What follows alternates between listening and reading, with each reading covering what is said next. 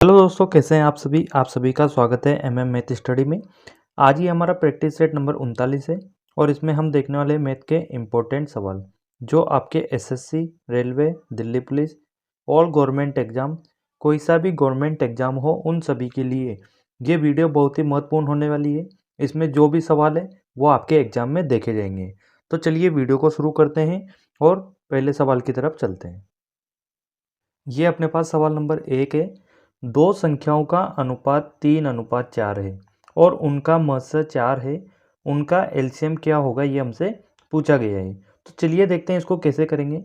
अब दो संख्याओं का अनुपात हमें दिया गया है 3 और 4। तो ये क्या हो जाएगा 3x और ये हो जाएगा 4x। यहाँ पे x क्या है, उनका महत्तम है, यानी कि उनका एचसीएफ है जो हमें दिया गया है 4। जब इन 4 का गुणा हम उस अनुपात से करेंगे तो अपने पास वो संख्याएं निकल के आ जाएगी। इस 4 को जब हम यहाँ पे रखेंगे तो ये आ जाएगा 3 गुणा 4 बराबर ये हो जाएगा 12।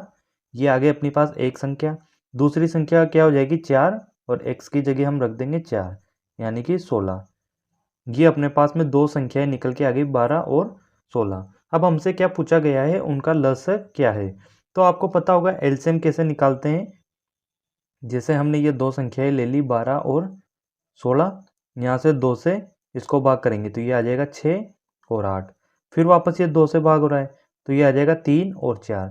अब 3 और 4 जो है वो ऐसे नंबर आ गए जिसमें अब किसी का भी भाग नहीं जाएगा। अगर आप 2 का देते हैं एक बार और भाग तो इसमें जाएगा 3 में तो जाएगा नहीं, तो 3 और 4 में जाएगा तो 2 आ जाएगा। अब ये जो नंबर है ये प्राइम नंबर आ गए अपने पास में और इनका गुणनफल ही उनका एलसीएम हो जाएंगे। तो ये क्या है अपने पास 2 गुणा 2 गुणा 2 और गुणा 3 गुणा 2। जब इनको हम गुणा करेंगे तो अपने पास क्या आ रहा है 2 दूनी 4, 4 दूनी 8 और 8 इंटू 3 हो जाएंगे 24 और इंटू 2 ये अपने पास कितने हो गए 48। तो ये 48 क्या निकल के आया अपने पास में, इन दो संख्याओं का एलसीएम निकल के आया है और ये हमें निकालना था। तो इसका आंसर हो जाएगा अपने पास ऑप्शन डी 48। अब हम अगले सवाल की तरफ चलते हैं, सवाल नंबर 2 की तरफ। सवाल नंबर 2 है अपने पास, यदि ए का 30%, बी का 0.25 और बराबर सी का 1/5 बराबर है तो ए अनुपात बी अनुपात सी क्या होगा, ये हमें निकालना है। अब हमें क्या क्या दिया गया है, एक तो दिया गया है ए का 30%, तो ये ए और इसका 30% और ये बराबर है किसके, बी के 0.25 के। इस 0.25 को हम 25/100 लिख सकते हैं क्योंकि पॉइंट हटेगा तो 2 जीरो आ जाएंगे नीचे, और ये बराबर है सी के 1/5 के। अब यहाँ पे हर में जो है 100 है तो यहाँ पे हम क्या करेंगे, इसको 100 बना देंगे। 100 बनाने के लिए क्या करेंगे, ऊपर और नीचे 20 से गुना कर देंगे। अब यहाँ पे हम देख रहे हैं कि हर का मान जो है सब में बराबर है तो ये कट जाएगा 100 से 100 और 5 गुणा 20 100 होगा तो ये भी कट जाएगा और 5 से इनको काट देते तो ये क्या आ जाएगा 6, ये आ गया 5 और ये कितना आ गया 4। यहाँ से हम देख रहे हैं क्या हो जाएगा 6a बराबर 5b बराबर 4c, ये अपने पास आ गया। और इसको बराबर कर देंगे हम किसके, के, क्योंकि हमें इनका अनुपात निकालना है। यहाँ से a का मान निकालेंगे तो अपने पास क्या आ जाएगा, ये 6 उधर बटे में चले जाएंगे, k बटे 6 आ जाएगा। ऐसे b निकालेंगे तो क्या आ जाएगा, k बटे ये 5 जो है उसके बटे में चले जाएंगे तो k बटे 5, और c निकालेंगे तो ये क्या आ जाएगा k और बटे ये 4 जो है उधर बटे में चले जाएगा तो 4। ये अपने पास a b और c का मान आ गया। अब हमें इनका अनुपात निकालना है तो वो क्या हो जाएगा, a तो क्या है अपने पास k बटे 6 अनुपात b क्या है k बटे 5 और अनुपात c क्या है अपने पास k बटे 4। जब इनका अनुपात निकालेंगे तो k से k कट जाएंगे सारे और इन जो हर में मान दिया गया है इनका एलसीएम ले लेंगे। अब इनका एलसीएम क्या आ जाएगा, जिसमें इन सभी का पूरी बार भाग चला जाए तो वो क्या ले लेंगे हम, उनका एलसीएम 60 ले लिया। अब 6 का भाग इस 60 में कितनी बार जाएगा 10 और यहाँ पे सब पे क्या बच रहा है, एक एक बच रहा है तो उसको 1 से गुणा करेंगे तो क्या आ जाएगा 10 अनुपात इस 5 का भाग देंगे इसमें तो कितनी बार जाएगा 12 बार अनुपात 4 का भाग देंगे तो वो कितनी बार जाएगा 15 बार। तो यहाँ से अपने पास a अनुपात b अनुपात c निकल के आ गया कितना, 10 अनुपात 15 अनुपात 15, और ये हमें किस में दिया गया है, ऑप्शन बी में। तो ऑप्शन बी इसका सही जवाब हो जाएगा। अब हम चलते हैं अपने अगले सवाल, सवाल नंबर 3 की तरफ। सवाल नंबर 3 है अपने पास, 20,000 रुपये का 5% वार्षिक ब्याज की दर से 8.5 वर्ष का साधारण ब्याज क्या होगा, ये हमें निकालना है। अब साधारण ब्याज का सवाल दिया गया है तो आपको पता होगा साधारण ब्याज का फॉर्मूला अपने पास क्या होता है, सिंपल इंटरेस्ट बराबर मूलधन और उसकी जो दर होती है वो गुणा समय और बटे 100। अब हमें क्या निकालना है, यहाँ से साधारण ब्याज निकालना है। तो साधारण ब्याज निकालना है, इसको x मान लेते हैं बराबर मूलधन दिया गया है कितना 20,000, तो यहाँ पे लिख देते हैं 20,000 गुणा दर हमें कितनी दी गई है 5% और समय कितना दिया गया है 8.5, तो इसको हम 85/10 लिख सकते हैं क्योंकि एक पॉइंट हटाएंगे तो नीचे 10 आ जाएगा और बटे में कर देंगे 100। अब यहाँ से 100 और गुणा 10 1000 होंगे, इससे ये कट जाएगा 20 बार। यहाँ से x का मान कितना आ रहा है अपने पास, इस 20 को 5 से गुणा करेंगे तो अपने पास कितना आ रहा है 100 और इसको गुणा करेंगे 85 से, तो उसकी साधारण ब्याज निकल के आ जाएगी अपने पास कितने 8500 रुपये। और ये हमें निकालना था कि उसका साधारण ब्याज कितना होगा, तो ऑप्शन सी इसका सही जवाब हो जाएगा 8500 रुपये।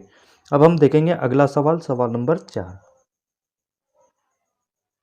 ये अपने पास सवाल नंबर 4 है, श्रेणी बट्टा 20% और 10% के समतुल्य बट्टा कौन सा है। तो हमें क्या है श्रेणी बट्टा निकालना है, यानी कि क्रमागत जो बट्टा निकालते हैं वो निकालना है। तो वो कैसे निकालते हैं, उसका एक फॉर्मूला होता है अपने पास में x + y - x गुणा y बटे 100। यहाँ पे x क्या है 20% और y क्या है 10%।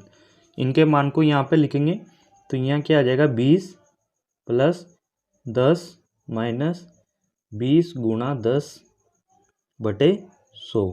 100 से इन दोनों का 0 कट जाएगा और ये कितना आ रहा है अपने पास 30 - 2, तो ये कितना निकल के आ गया अपने पास में 28% और ये हमें निकालना था। तो ऑप्शन सी इसका सही जवाब हो जाएगा 28%। अब हम चलते हैं अपने अगले सवाल, सवाल नंबर 5 की तरफ।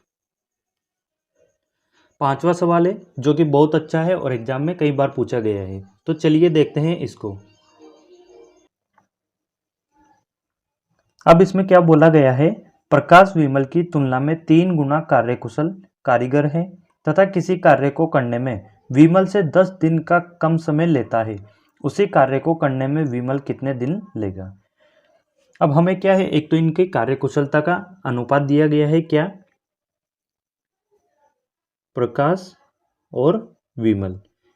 प्रकाश जो है विमल की तुलना में 3 गुना कार्यकुशल है, यानी कि अगर विमल 1 गुना कार्यकुशल है तो प्रकाश कितना हो जाएगा 3 गुना। और किसी कार्य को करने में विमल से 10 दिन कम समय लेता है। मान लो विमल है, उसको कोई कार्य करने में कितना x दिन लग रहा है, x दिन इसको लग रहा है और प्रकाश को कितना लग रहा है उससे 10 दिन कम समय में, यानी कि ये प्रकाश है, ये इससे 10 दिन कम यानी कि x - 10 दिन में उस कार्य को कर देगा। ये दोनों का आ गया अपने पास। अब यहाँ से क्या करेंगे, उनकी जो कार्य कुशलता है उसका मान रख देंगे। प्रकाश का तो कितना है 3 है और x - 10, विमल का कितना है 1 है और x। यहाँ से जब इसको आगे सोल्व करेंगे तो ये आ जाएगा 3x - 30 बराबर x। ये हो गया 2x बराबर 30 और x का मान कितना निकल के आ गया यहाँ से अपने पास 15। ये अपने पास 15 दिन निकल के आ गया। अब हमसे क्या पूछा गया है, उसी कार्य को करने में विमल कितने दिन लेगा। यहाँ पे विमल कितने दिन ले रहा था उस कार्य को करने में, x दिन ले रहा था और x का मान अपने पास कितना निकल के आया 15 दिन। तो इसका सही जवाब हो जाएगा ऑप्शन बी 15 दिन। इस तरीके से आपको इस सवाल को करना था।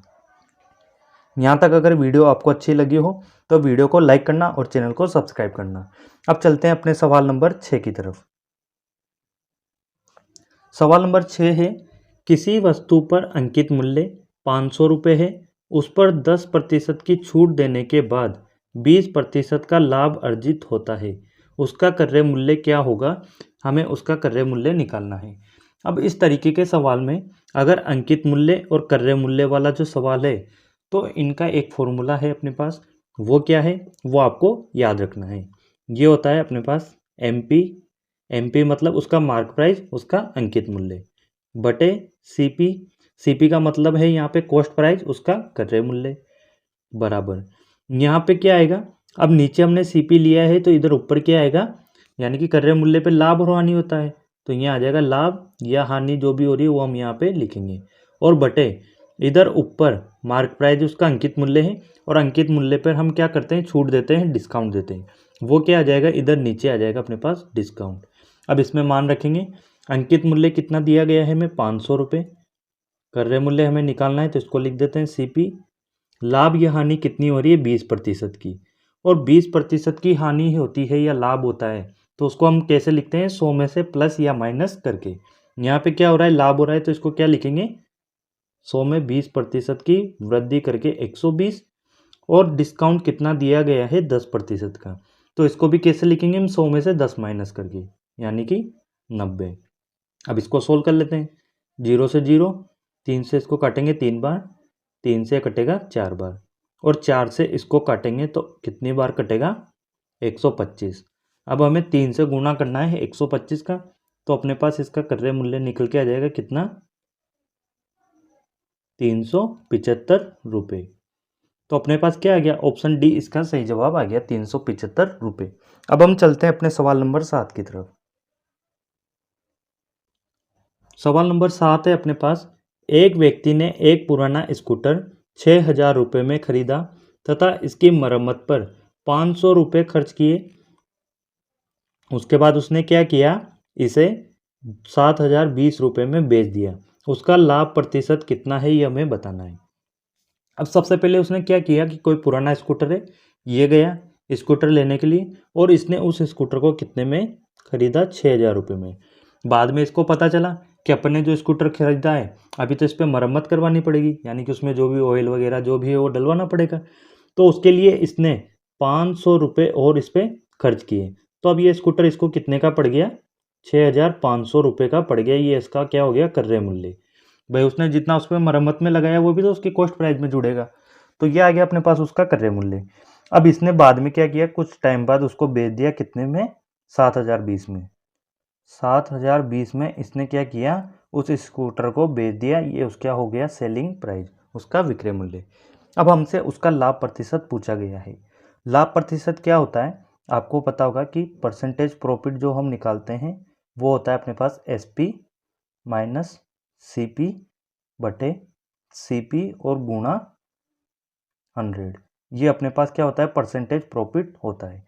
यहाँ पे एसपी और माइनस सीपी क्या आ जाएगा अपने पास, एसपी और सीपी, इसका अंतर कितना आ रहा है, यहाँ से हम देख रहे हैं 520 रुपये, और सीपी अपने पास कितना है 6500 रुपये, गुणा कर देंगे इसको 100 से, 2 जीरो से 2 जीरो काटेंगे, और 13 से इसको काटेंगे तो 5 बार, ये कटेगा अपने पास 4 और 0 40 बार, 5 से वापस इसको काटेंगे तो क्या आ जाएगा अपने पास 8, यानी कि अपने पास परसेंटेज प्रॉफिट कितना निकल के आ गया, 8%। और ये अपने पास हो जाएगा ऑप्शन डी इसका सही जवाब, 8%। अब चलते हैं अपने सवाल नंबर 8 की तरफ। सवाल नंबर 8 है अपने पास, एक राशि पर 10 वर्षों में 12.5% प्रति वर्ष की दर से 708.75 रुपये का साधारण ब्याज मिलता है, तो यह राशि कितनी है। अब इस वाले में हमें क्या है, मूलधन ज्ञात करना है, हमें साधारण ब्याज दिया गया है। अब वही सिंपल इंटरेस्ट वाला अपना फॉर्मूला लगा देते हैं, क्या, साधारण ब्याज बराबर मूलधन गुणा दर गुणा समय और बटे 100।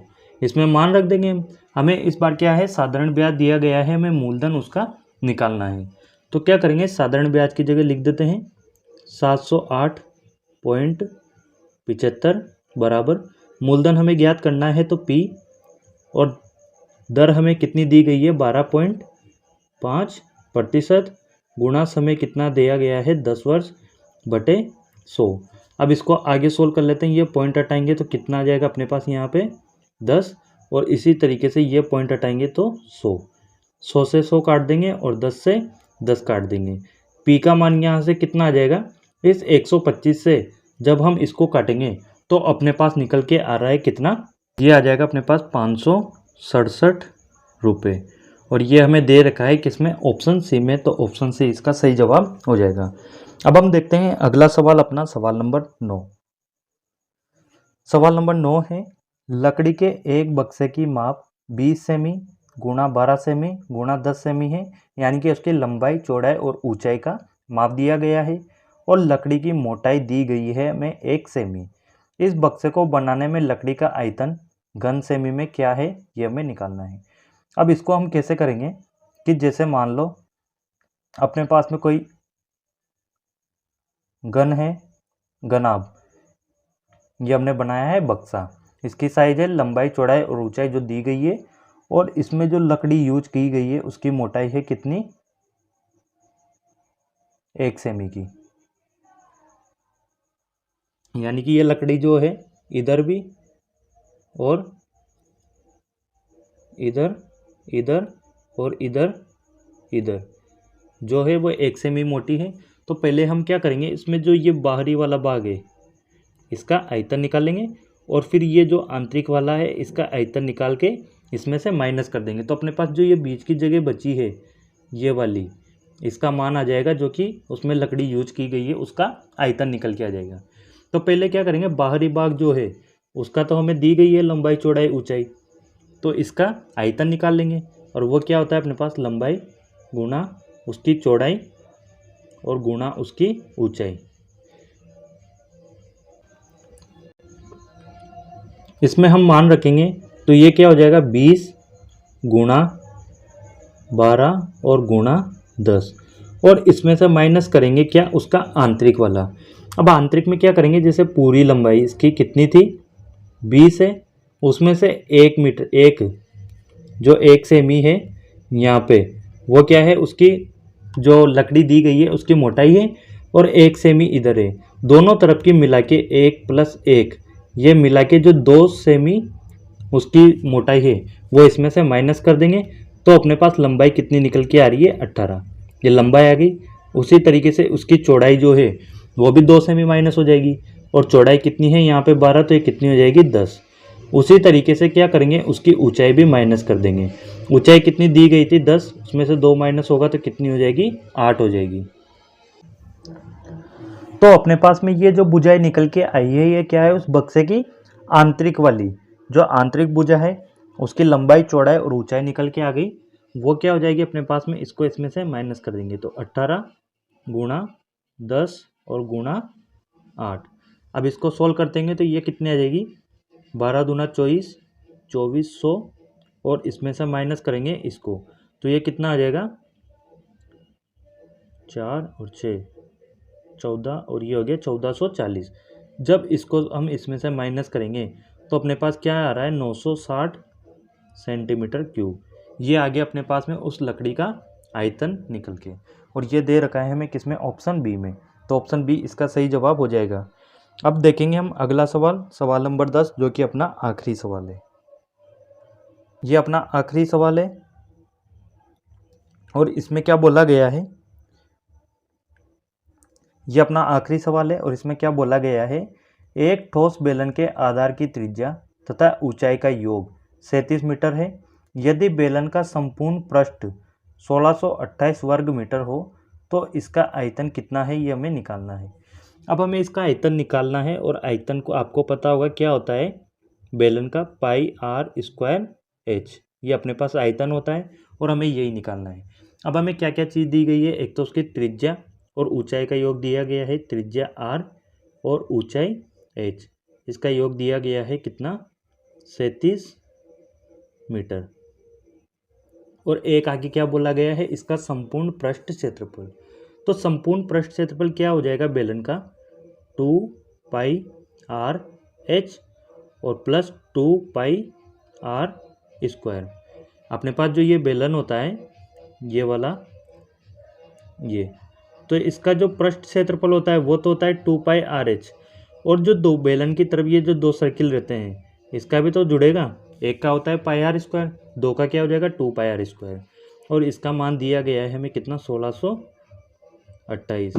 यहाँ से जब हम क्या करेंगे, इसमें से 2π और r कॉमन ले लेंगे तो यहाँ कितना बचेगा, h और प्लस r बचेगा, ये कितना है 1628 है।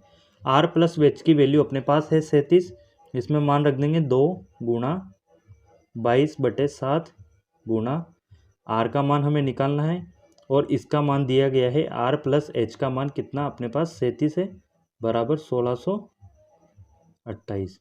11 से इसको काटेंगे 2 बार, 11 से कटेगा 1 बार और फिर उसके बाद में अपने पास बचेगा 52 हो गया तो 4 बार और 8 बार 148 आ गया। 2 दूनी 4, इस 4 से इसको काटेंगे तो 3 बार और 7 बार 37, 37 से 37 कट जाएगा। यहाँ से आर का मान कितना निकल के आ गया अपने पास 7 मीटर निकल के आ गया। ये आर का मान आ गया अपने पास में 7 मीटर। इस आर के मान को क्या करेंगे हम इस जगह रख देंगे। जब यहाँ पे हम आर का मान रखेंगे तो अपने पास एच का मान कितना आ जाएगा 37 माइनस 7, ये कितना आ गया 30 आ गया। तो ये अपने पास में ऊंचाई निकल के आ गई उसका।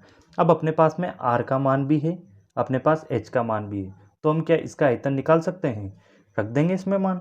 पाई की जगह क्या लिखेंगे 22/7 और आर स्क्वायर कितना 7 का स्क्वायर 49 और एच की जगह रखेंगे 30। 7 से इसको काटेंगे तो 7 बार, इसको गुणा कर देते हैं, ये कितना आ जाएगा 154 और गुणा 30। जब 30 से इसको गुणा करेंगे तो ये कितना आ जाएगा अपने पास 4620 मीटर क्यूब। तो ये किस में दे रखा है हमें ऑप्शन सी में, ऑप्शन सी इसका सही जवाब हो जाएगा। ये थे अपने 10 सवाल। अगर आपको अच्छे लगे हों, वीडियो अच्छी लगी हो तो वीडियो को लाइक करना और चैनल को सब्सक्राइब करना। ये सभी वो सवाल है जो आपके एग्जाम में पूछे गए हैं और ऐसे ही आपके एग्जाम में पूछे जाएंगे। तो वीडियो को लाइक और चैनल को सब्सक्राइब करना।